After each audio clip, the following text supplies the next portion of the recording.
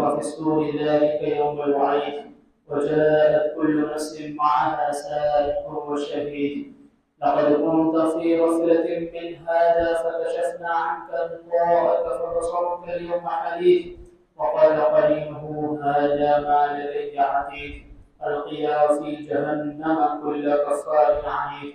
مناع للخير معتد مريب الذي جعل مع الله إلها آخر فألقياه في العذاب الشديد قال قرينه ربنا ما أطغيته ولكن كان في ضلال بعيد قال لا تختصموا لدي وقد قدمت إليكم بالوعيد ما يبدل القول لدي وما أنا بظلام للعبيد وقال الله عز وجل في مقام آخر واتقوا فتنة لا تصيبن الذين ظلموا منكم خاصة واعلموا أن الله شديد العقاب. تمام قسم کی تعریفات وحدہ لا شریک خالق کائنات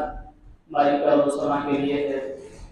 بے شمار درود و سلام ناصب ہو تمام انبیاء کرام علیہم الصلاۃ والسلام پر عموماً اور خصوصاً ہمارے آخری نبی جناب محمد رسول اللہ صلی اللہ علیہ وسلم پر. اللهم صل على محمد وعلى آل محمد كما صليت على إبراهيم وعلى آل إبراهيم إنك حميد مجيد. اللهم بارك على محمد وعلى آل محمد كما باركت على إبراهيم وعلى آل إبراهيم إنك حميد مجيد. محترم معزز سامعین، حاضرین جمعہ، دینی ملی اسلامی بھائیوں، بزرگوں، نوجوان دوستوں، پیارے بچوں، ابھی میں نے آپ کے سامنے سورہ مسلمہ کے بعد قرآن کریم کی سورۃ الانفال سورہ نمبر 8 آیت نمبر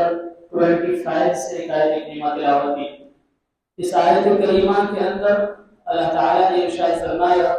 وَاتَّقُوا فِتْنَةً لَا تُصِيبَنَّ الَّذِينَ ظَلَمُوا مِنكُمْ خَاصَّةً وَاعْلَمُوا أَنَّ اللَّهَ شَدِيدُ الْعِقَابِ. اللہ نے فرمایا کہ لوگوں اس فتنے سے ڈرو جو خصوصیت کے ساتھ انہی لوگوں پر واقع نہیں ہوگا جو اس کے ارتکاب کیے ہوں گے، اور اللہ سے ڈرو وَاعْلَمُوا أَنَّ اللَّهَ شَدِيدُ الْعِقَابِ. اور یہ جان رکھو کہ یقیناً اللہ تعالیٰ سخت سزا دینے والا ہے، عذاب دینے والا ہے. اس آیت کریمہ کے اندر آپ نے سنا کہ اللہ تعالیٰ نے اس آیت کریمہ کے اندر تمام لوگوں کو متنبہ کیا ہے. صرف وہی لوگ جو کسی ظلم کا ارتکاب کرتے ہیں یا کسی فتنے میں مبتلا ہیں، اللہ نے صرف اسی کو خصوصیت کے ساتھ بیان نہیں کیا، بلکہ اللہ تعالیٰ نے تمام لوگوں کو آگاہ کرتے ہوئے کہا وَاتَّقُوا فِتْنَةً لَا تُصِيبَنَّ الَّذِينَ ظَلَمُوا مِنكُمْ خَاصَّةً، کہ لوگوں اس فتنے سے ڈرو جو خصوصیت کے ساتھ انہی لوگوں پر واقع نہیں ہوگا جو لوگ اس کے ارتکاب ہیں، جو اس میں پڑے ہوئے ہیں، جو اس فتنے میں مبتلا ہیں. صرف ان لوگوں پر اللہ کا عذاب واقع نہیں ہوگا، بلکہ اگر آپ اسے نہیں روکتے ہیں، اسے منع نہیں کرتے ہیں، اسے بچنے کی تلقین نہیں کرتے ہیں، تو آپ پر بھی وہ عذاب آ کر کے رہے گا. اور جب اللہ رب العالمین کسی کو عذاب دیتا ہے تو آپ یقین جانیں کہ اللہ رب العالمین کا عذاب بہت ہی سخت ہوتا ہے، بہت ہی سخت عذاب ہوتا ہے. بھائیو، 21ویں صدی کا دور جس میں آج ہم لوگ زندگی گزار رہے ہیں، یہ فتنوں کا دور ہے، یہ آزمائش کا دور ہے. ہر طرف فتنے ہی فتنے نظر آتے ہیں. انسان کے آگے بھی فتنہ ہے، پیچھے بھی فتنہ ہے، دائیں بھی فتنہ ہے، بائیں بھی فتنہ ہے، اوپر بھی فتنہ ہے، نیچے بھی فتنہ ہے. انسان نظر جدھر بھی اٹھائے چاروں طرف ان کو فتنے ہی فتنے نظر آتے ہیں، آزمائش نظر آتے ہیں. اور اس کی تلقین اللہ کے نبی صلی اللہ علیہ وسلم نے اپنی زندگی ہی میں کر دی. آپ صلی اللہ علیہ وسلم نے اس کی تلقین اپنی زندگی ہی میں کر دی ہے کہ لوگوں ایک وقت ایسا آئے گا کہ قدم قدم پر تمہارے فتنے ہوں گی، قدم قدم پر آزمائش ہوگی تمہاری. صحیح ابن ماجہ کی روایت میں اللہ کے نبی صلی اللہ علیہ وسلم نے فرمایا علامہ البانی نے صحیح کو صحیح کہا ہے. آپ صلی اللہ علیہ وسلم نے فرمایا لم يبق من الدنیا الا بلاء وفتنہ، کہ دنیا میں صرف آزمائش اور فتنے ہی باقی رہ جائیں گے. الا بلاء وفتنۃ، انسان کے جینے کے لیے ان کی زندگی باقی نہیں رہیں گی، چاروں طرف سے وہ فتنے میں گھرے ہوں گے، چاروں طرف سے مصیبت میں گھرے ہوں گے، چاروں طرف سے آزمائش نظر آئیں گی. اسی لیے اللہ کے نبی صلی اللہ علیہ وسلم نے صحیح مسلم کی ایک حدیث میں تمام لوگوں کو متنبہ کرتے ہوئے فرمایا بادروا بالاعمال فتنا كقطع الليل المظلم يصبح الرجل مؤمنا ويمسي كافرا ويمسي مؤمنا ويصبح الكافر يبيع دينه بعرض من الدنيا. اللہ کے نبی صلی اللہ علیہ وسلم نے فرمایا کہ اندھیری رات کی طرح فتنوں کے چھا جانے سے پہلے نیک اعمال کر لیا کرو. آپ نے فرمایا کہ مومنوں نیک اعمال کرنے میں جلدی کیا کرو اس سے پہلے کہ چاروں طرف فتنے پھیل جائیں. جس طریقے سے رات کی اندھیری چاروں طرف اپنے اندھیری میں چاروں طرف کی ساری چیزوں کو اپنے لپیٹ میں لے لیتی ہے، اس سے پہلے کہ چاروں طرف فتنے رونما ہو، اس سے پہلے کہ چاروں طرف سے تم فتنے میں گھر جاؤ، تم نیک اعمال کرنے میں جلدی کیا کرو. بادروا بالاعمال فتنا كقطع الليل المظلم. اور اللہ کے نبی صلی اللہ علیہ وسلم نے فرمایا کہ فتنے اس قدر رونما ہوں گے یصبح الرجل مؤمنا ويمسي كافرا، کہ فتنے اس قدر بڑھ جائیں گے، آزمائش اس قدر بڑھ جائیں گے کہ ایک آدمی صبح کو مومن ہوگا تو شام کو کافر بن جائے گا، شام کو مومن ہوگا تو صبح کو کافر بن جائے گا. اور آپ نے فرمایا یبیع دینہ بعرض من الدنیا، کہ انسان دنیا میں نام کمانے کے لیے، اپنے چھوٹا سا عہدہ پانے کے لیے، اپنی کرسی بچانے کے لیے انسان دین کو بیچ ڈالے گا. دین کی اہمیت اس کے نزدیک کچھ بھی نہیں رہ جائے گی. چھوٹی سی کرسی کیا مل جائے، چھوٹا سا عہدہ کیا مل جائے، اگر انسان کوئی اسے اونچا عہدہ دینے کے لیے تیار ہو جائے تو انسان پسے دین کو ڈال دیتا ہے اور اس منصب کو حاصل کرنے کی تغوط کرنے لگتا ہے، کوشش کرنے لگتا ہے. آج بہت سارے مسلم لیڈران کو دیکھا جاتا ہے، بہت سارے وہ نیتا جو مسلمان ہیں، مسلم کا لیبل لگائے ہوئے ہیں، اس کے باوجود وہ اپنے پارٹی کو بچانے کے لیے نہ جانے کیا کیا کام نہیں کرتے. حتیٰ کہ مسلم لیڈران کو دیکھا گیا ہے کہ وہ شرک کے کام کرنے سے بھی پرہیز نہیں کرتے، وہ شرک جیسے کام میں مبتلا ہو جاتے ہیں. اسی لیے اللہ کے نبی صلی اللہ علیہ وسلم نے فرمایا کہ انسان، یہ دنیا جس کی کوئی حقیقت نہیں ہے، معمولی سی چیز کے لیے انسان اپنے دین کو بیچ ڈالے گا. اسی لیے آپ نے فرمایا اس سے پہلے کہ وہ دن تمہارے سامنے آئے تم نیک اعمال کر لیا کرو اور نیک اعمال کرنے میں جلدی کیا کرو. اسی طریقے سے بھائیو، صحیح بخاری کے اندر ایک اور حدیث آتا ہے جس میں اللہ کے نبی صلی اللہ علیہ وسلم نے مدینے کے محلے میں آپ صلی اللہ علیہ وسلم نے ایک چھت پر چڑھ کر کے صحابہ کرام رضوان اللہ علیہم اجمعین کو یہ سوال کیا کہ لوگوں کیا تم وہ چیز دیکھ رہے ہو جو میں دیکھ رہا ہوں؟ آپ صلی اللہ علیہ وسلم نے فرمایا کہ میں تمہارے لیے سامنے سے فتنے دیکھ رہا ہوں کہ تمہاری جو زندگیاں ہوں گی وہ صرف فتنے میں مبتلا ہو جائیں گی. صحابہ کرام رضوان اللہ علیہم اجمعین نے کہا کہ اللہ کے نبی صلی اللہ علیہ وسلم اس کی خبر تو آپ کو بخوبی معلوم ہے، مجھے اس کی کچھ بھی خبر نہیں. آپ صلی اللہ علیہ وسلم نے فرمایا فَإِنِّي لَأَرَى الْفِتَنَ كَقِطَعِ اللَّيْلِ الْمُظْلِمِ. آپ نے فرمایا کہ لوگوں میں اپنی آنکھوں کے سامنے سے دیکھ رہا ہوں کہ یہ تمہاری زندگی میں جو فتنے نزول ہوں گے گویا کہ ایسے نازل ہوں گے جیسے كَوَقْعِ الْقَطَرِ، جس طریقے سے آسمان سے بارش نازل ہوتا ہے، آسمان سے جس طریقے سے بارش کے بوندیں زمین پر گرتی ہیں ویسے ہی تمہارے گھروں پر فتنے کا رونما ہوگا. فتنے ویسے نازل ہوں گے تمہارے گھروں پر کہ تم فتنے سے بچ نہیں پاؤ گے. صحیح بخاری کی اس حدیث میں آپ صلی اللہ علیہ وسلم نے آگے فرمایا فتنۃ الرجل فی اہلہ ومالہ وجارہ. آپ صلی اللہ علیہ وسلم نے فرمایا کہ فتنہ اس قدر بڑھ جائے گا کہ انسان کے گھر میں فتنہ ہوگا، ان کے اہل و عیال میں فتنہ ہوگا، ان کے آس پڑوس میں فتنے ہوں گے، ان کے بچے ان کے لیے آزمائش کا ذریعہ بن جائے گا، ان کے فیملی ممبر ان کے لیے آزمائش کے ذریعے بن جائیں گے۔ اس لیے آپ نے فرمایا کہ مومنوں نیک اعمال کرنے میں جلدی کیا کرو، نیک اعمال کرنے میں جلدی کیا کرو، حتیٰ کہ انسان اپنے آس پاس کے زندگی جو ان کے پڑوسی ہوتے ہیں جہاں وہ زندگی گزارتا ہے، اپنے پڑوسی کے گھر پر بھی فتنہ پائے گا اور وہ اس فتنے میں مبتلا ہو جائیں گے۔ بہت سارے لوگوں کی خبریں سننے کو ملتی ہیں، ہمارے بہت سارے مسلم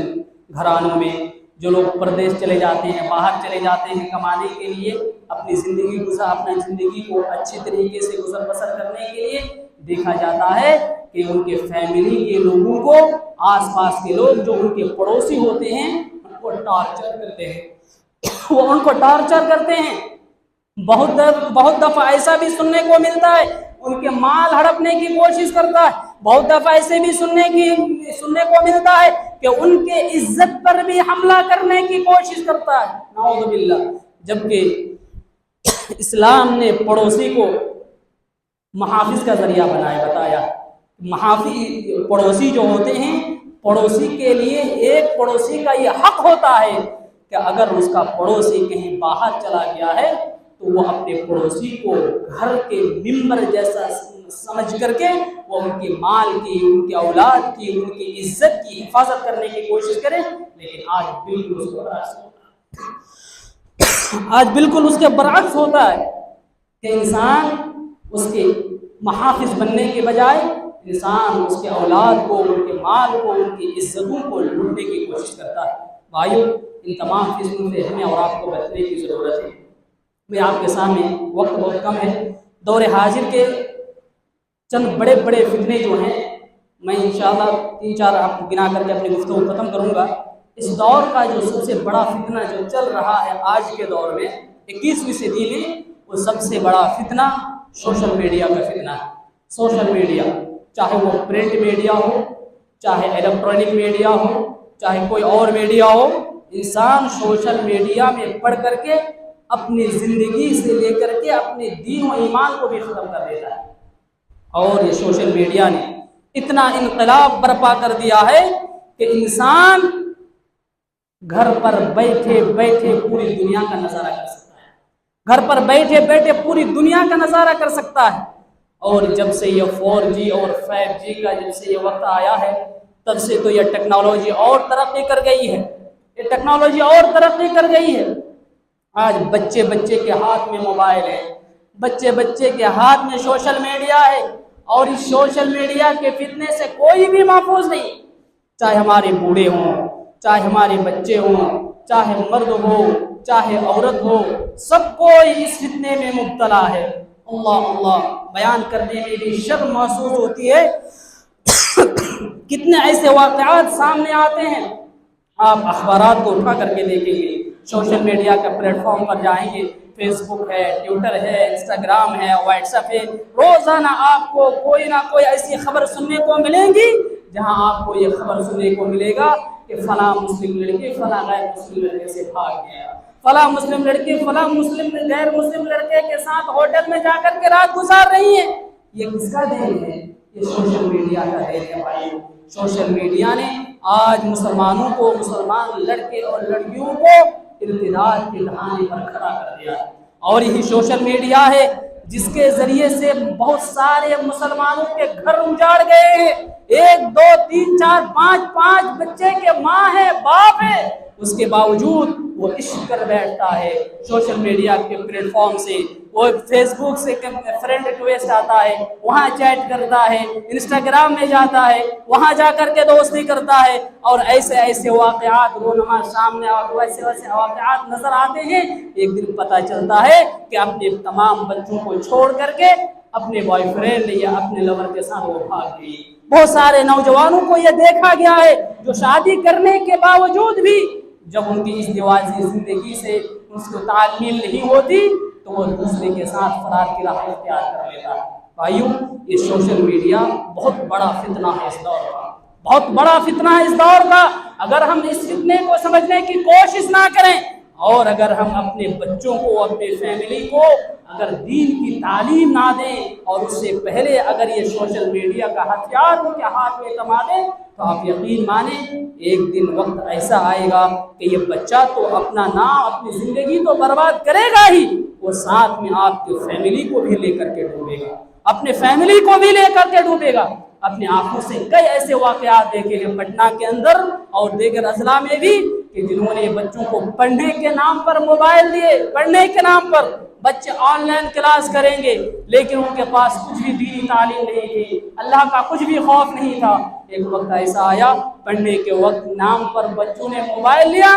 لیکن معاملہ یہاں تک جا کر کے پھنسا کہ وہ کسی کے اور بچے کو لے کر کے فرار کی راہ اختیار کر گیا اور ساتھ میں اپنے ساتھ پوری فیملی ممبر کو بھی انہوں نے تباہ و برباد کر ڈالا۔ اس لیے بھائیوں اپنے بچوں کو یہ سوشل میڈیا کا ہتھیار دینے سے پہلے بچوں کو دینی تعلیم ضرور دے دیا کریں، ضرور دینی تعلیم دے دیا کریں اور بچوں کا موبائل بھی کبھی کبھی چیک ضرور کر لیا کریں۔ یہ آپ کا حق ہے، آپ سرپرست ہیں گھر کے، آپ ذمہ دار ہیں، آپ نے بچوں کو پڑھنے کے لیے جب موبائل دیا ہے تو آپ کا یہ حق بنتا ہے کہ آپ اس بچے کا جائزہ لیں، موبائل کی بھی دیکھ ریکھ کریں کہ بچے صحیح معنوں میں پڑھنے کے لیے اس موبائل کا استعمال کر رہا ہے یا کسی اور غلط کام کے لیے استعمال کر رہا ہے۔ لیکن افسوس کے ساتھ کہنا پڑتا ہے کہ والدین پڑھنے کے نام پر بچوں کو یہ ساری چیزیں مہیا تو کر دیتی ہیں، اچھی بات ہے، پڑھنے کے لیے یہ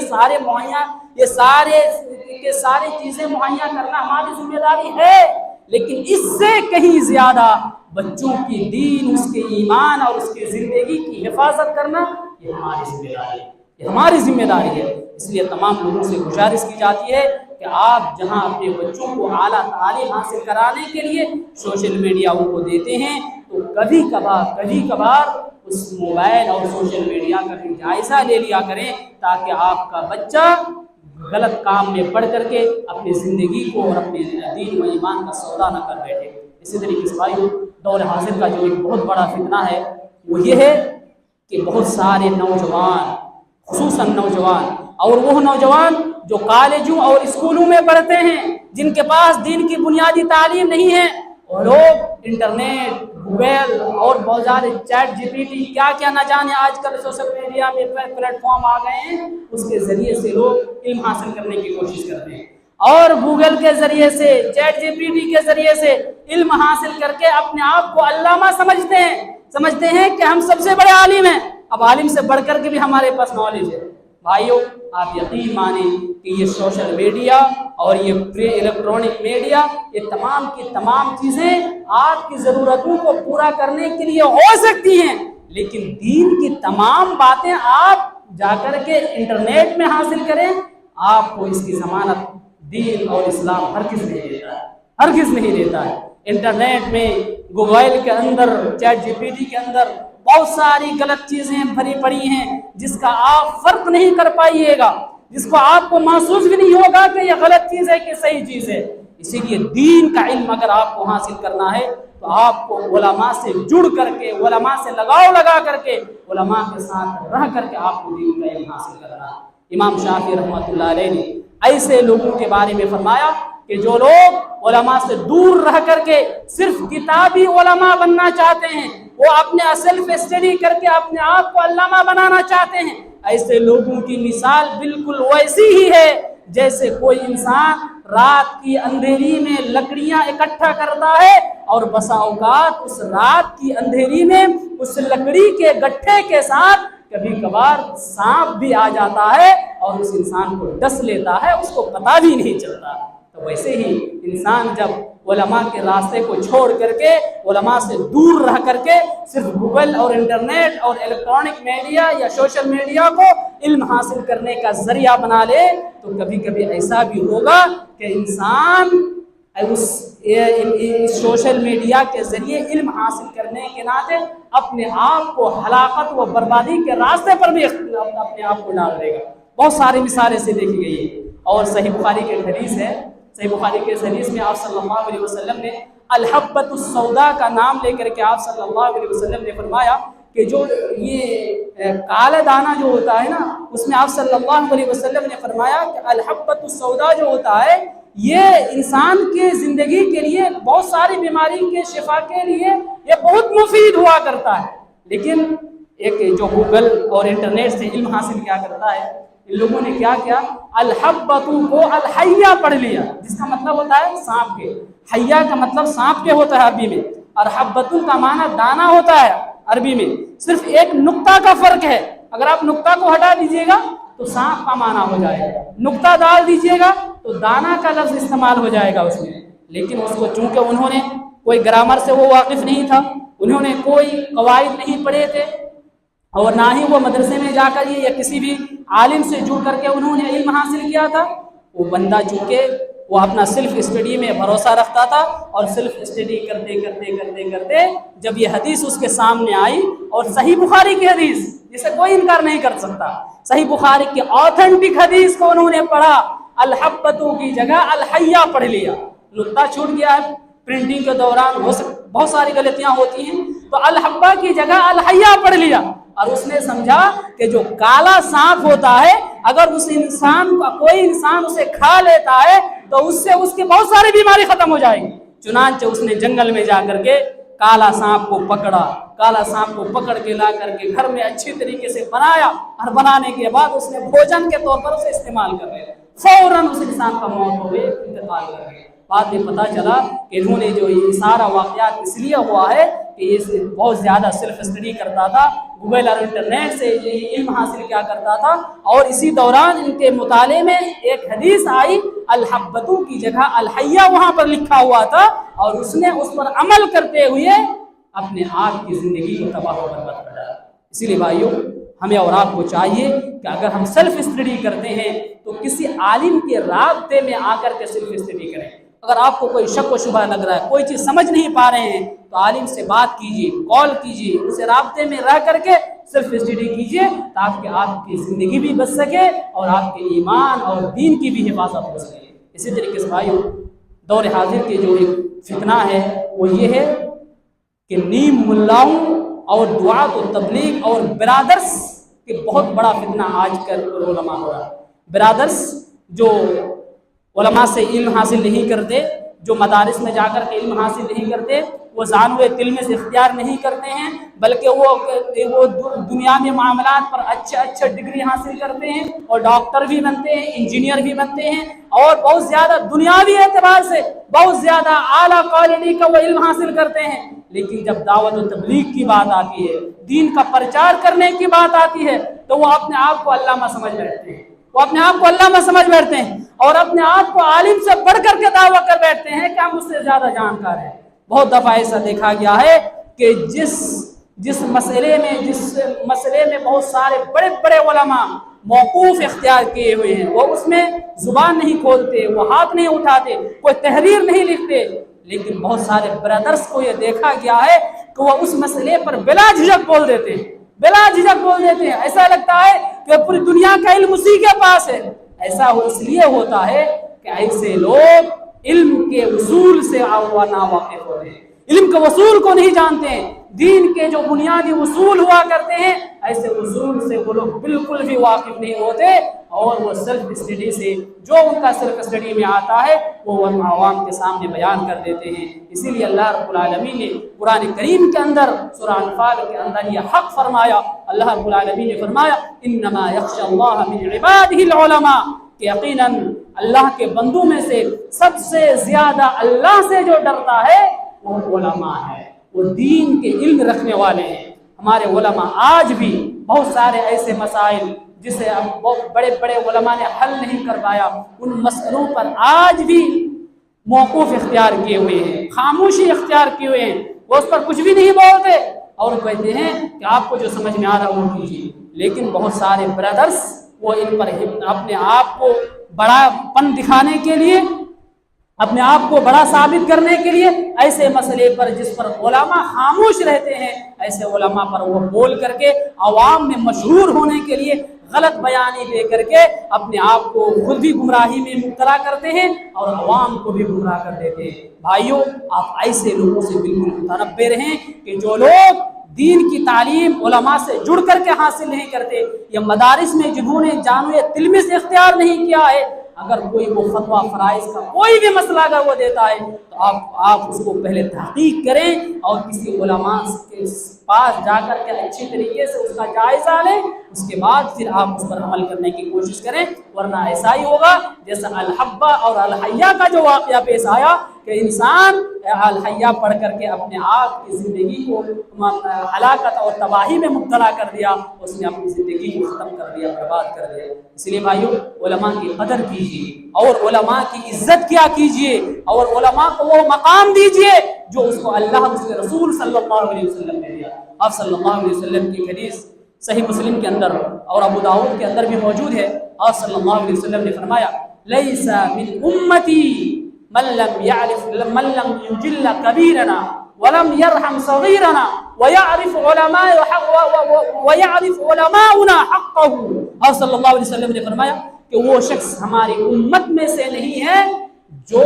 ہماری بڑوں کی عزت نہیں کرتا ہے، جو ہمارے چھوٹے پر رحم نہیں کرتا ہے۔ پھر آپ نے فرمایا وہ ہماری امت میں سے نہیں ہے وَيَعْرِفْ عُلَمَاؤُنَا حَقَّهُ، جو ہمارے علماء کے حق کو ادا نہیں کرتے ہیں، جو علماء کے حق ہے، جو علماء کا مقام ہے، جو علماء کے عزت و وقار ہونی چاہیے، جو اس کے مقام کو نہیں دیتے ہیں وہ ہماری امت میں سے نہیں ہے۔ اسی لیے آپ بھائیوں ان حدیثوں پر عمل کر کے آپ علماء کی صحبت میں رہ کر کے علم حاصل کرنے کی کوشش کریں، اور جو بھی ڈاؤٹ ہو آپ کو دین کے بارے میں کسی بردر سے نہیں یا کسی نیم مولاؤں یا کسی دعا سے نہیں، بلکہ جو اچھے عالم ہیں، جو معروف اور مشہور عالم ہے، جو دین کے بارے میں ڈیپلی اور گہرا علم رکھتے ہیں، ایسے مستند علماء سے آپ مسئلہ مسائل اور فتوے فراج پوچھا کریں۔ اللہ تعالیٰ ہم تمام لوگوں کو کہنے سننے سے زیادہ عمل کرنے کی توفیق عطا فرمائیں، اور اللہ رب العالمین ہم تمام لوگوں کو دور حاضر کے جتنے فتنے ہیں ان تمام فتنوں سے اللہ تعالیٰ ہم تمام لوگوں کی حفاظت فرمائیں،